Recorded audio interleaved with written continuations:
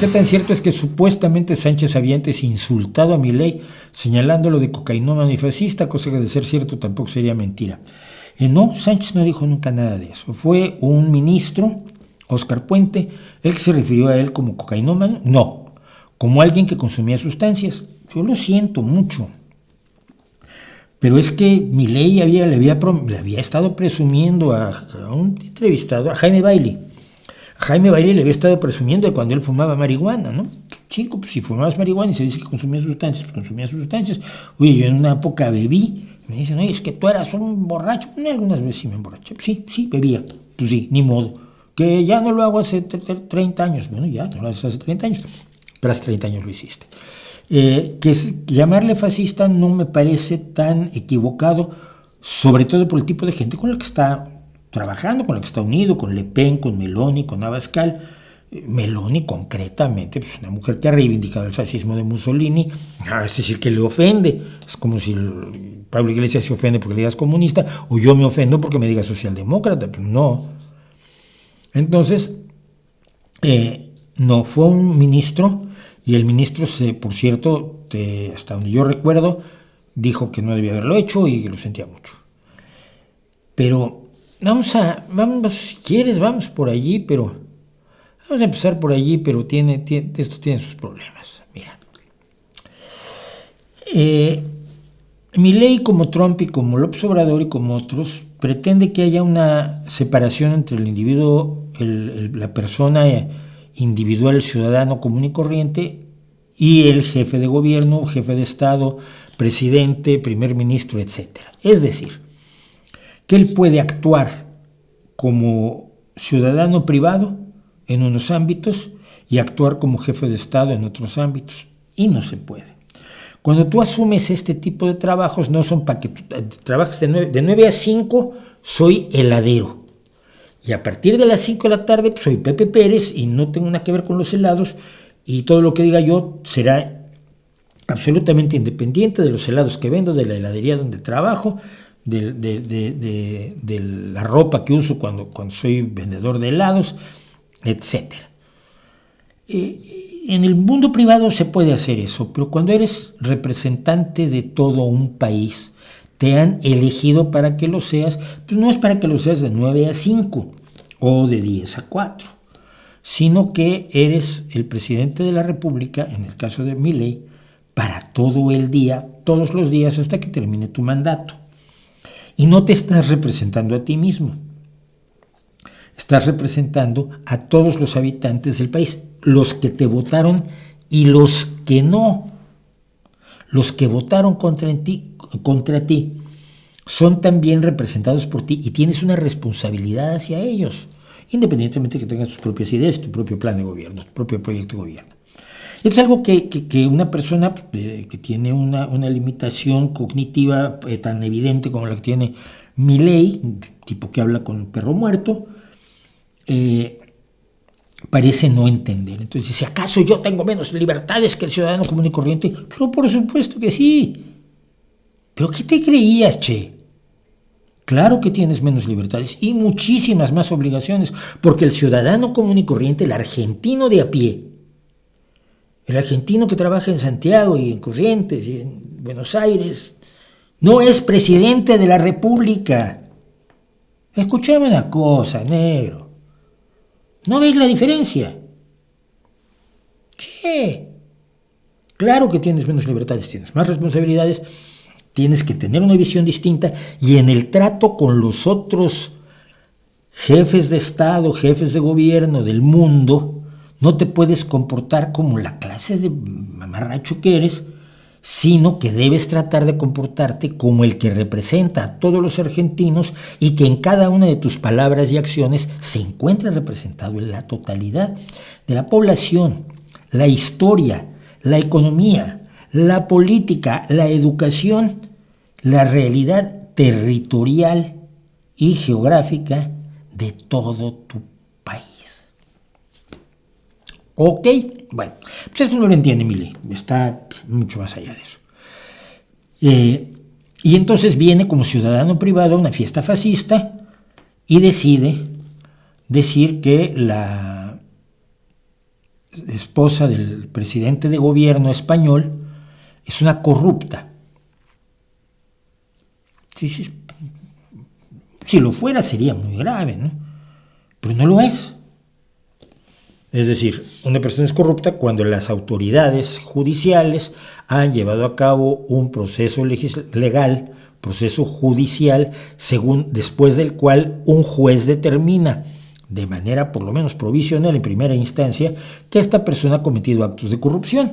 Esto se lleva después a juzgados de segunda y de última instancia, donde se tomará la determinación final. Pero mientras tanto, existe una cosa que tampoco Milei, insisto, a ver, lo han visto vestido de superhéroe de negro, sintiéndose un león. Hay una cosa que se llama la presunción de inocencia respecto de delitos. Si yo digo que Milei fuma marihuana, yo ya no la fumo, me estás... No, perdón, yo cometí un error, dije una imprecisión, pero no lo acusé de un delito, porque ni ser fascista ni consumir sustancias es un delito. Bueno, pero para delitos existe lo que se llama la presunción de inocencia. Entonces Milei viene y frescamente dice que la esposa del presidente de gobierno español es una corrupta. Bien, no lo es, no hay ningún indicio que lo sea. Un grupo de ultraderecha, del que ya hablamos aquí, Manos Limpias, cuyo jefe, por cierto, acaba de finalmente salir de la cárcel y ya ha vuelto a las andadas, la acusó de ciertos tejemanejes raros con base en una serie de artículos periodísticos que luego se demostró que eran falsos. Y los propios acusadores dijeron, pues es que todos son falsos. ¿Vale? Entonces no vale. Pero como el juez es tremendamente conservador, al que curiosamente le llegó a sus manos esta denuncia, fue un accidente, no vayan ustedes a creer que fue algo organizado, ni mucho menos por la fachosfera, no. Así, en el calendario del juzgado, pues le tocó al más reaccionario de todos los jueces. El juez acaba de recibir un informe de la Guardia Civil y de la UCO diciendo que no hay ningún indicio de que la señora esposa del presidente de gobierno haya cometido ninguna irregularidad en el desarrollo de sus negocios, que realiza como ciudadana completamente privada, porque ella sí que no tiene ninguna atribución, ningún puesto, ningún cargo, nada que ver con la vida pública de este país, que es España. Entonces, de momento él dice que va a seguir con la denuncia, pues que siga. Ya se verá qué pasa. Pero hasta este momento, a llamarla corrupta, entra dentro del delito de calumnia, que es lo que ha hecho Milei. Pues así de sencillo. Llamarle cocainómano puede ser muy desagradable y puede ser un error del ministro Puente, que por otro lado me encanta que sea un tipo que hable abiertamente. Como yo siempre digo, los socialistas nos callamos demasiado, pero si se equivocó y lo dice, pues me parece muy mal que lo haya hecho, pero no acusó de delito a nadie. Ahora, lo más dramático en toda esta situación que debemos tener en cuenta es que todo el universo ultra español ha arropado a Milei. Les voy a contar una historia, fíjense. Cuando José Luis Rodríguez Zapatero era presidente de gobierno en España, y el rey era todavía Juan Carlos I y no se había descarado como un sujeto bastante cuestionable, hubo una cumbre, no me acuerdo exactamente dónde fue, donde Chávez, que era una especie de Milei, pero con el pelo más recortadito, otra ideología, pero todo el porte, toda la visión arrogante, despreciativa, trumpiana, es igual, es este machismo barato, que es muy fácil cuando tienes el poder, ¿no? Entonces Chávez, en estos desplantes que solía tener, se lanzó a decir no sé qué de Aznar, que fue presidente del PP, fue presidente de España, es del Partido Popular, mantiene actualmente una organización de promoción del pensamiento más retrógrada que hay, que es FAES, y fue un hombre que a los 17 años dijo que iba a servir a los ideales de Falange, de la Falange fascista de Primo de Rivera, desde fuera de Falange, hasta que fue presidente. Es un hombre profundamente de derecha, con ideas y acciones profundamente despreciables. Fue el que ordenó que se acusara a ETA de los atentados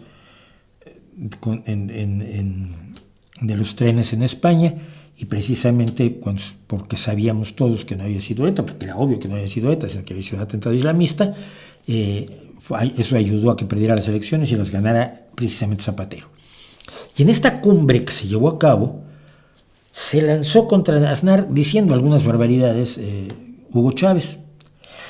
Y el presidente Zapatero, del Partido Socialista Obrero Español, le dijo que le suplicaba que se calmara, que no hiciera ese tipo de manifestaciones, ya que, nos guste o no, se trataba de un presidente de gobierno que había sido electo por una votación democrática en España por parte de una mayoría de la ciudadanía, y que había obtenido legítimamente el gobierno a través de la votación en la Cámara, en el Congreso de los Diputados.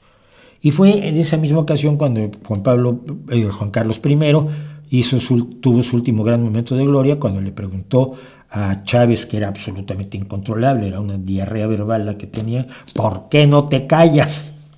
¿Por qué no te callas? Acabó siendo una canción y todo esto. Bien, esa es la diferencia entre un partido que tiene una concepción de Estado, el PSOE, que puede defender a una rata de ultraderecha como Aznar por la investidura que tuvo como presidente de gobierno, no como Aznar, como presidente de gobierno, y las ratas del PP, que hoy no pueden defender la investidura del presidente de gobierno ante los ataques de Milei, porque quieren pensar que se ha atacado a la esposa de Sánchez. Y si ustedes se dan cuenta, yo en ningún momento dado he hablado de la esposa de Sánchez, porque no es la esposa de Sánchez, es la esposa del presidente de gobierno, legítimamente electo, democrático,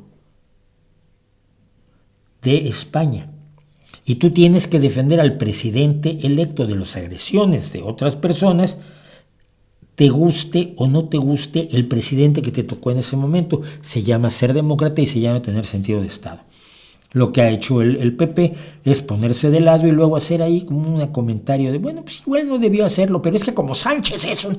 Y el odio a Sánchez, sobre todo de los sectores como el de Feijóo y Ayuso, es absolutamente paralizante, los tiene incapacitados para pensar. Esa es básicamente la historia de la Internacional Ultra. Y vamos a ver algo más de la Internacional Ultra hoy, precisamente relacionado, entre otras cosas, relacionado con esto.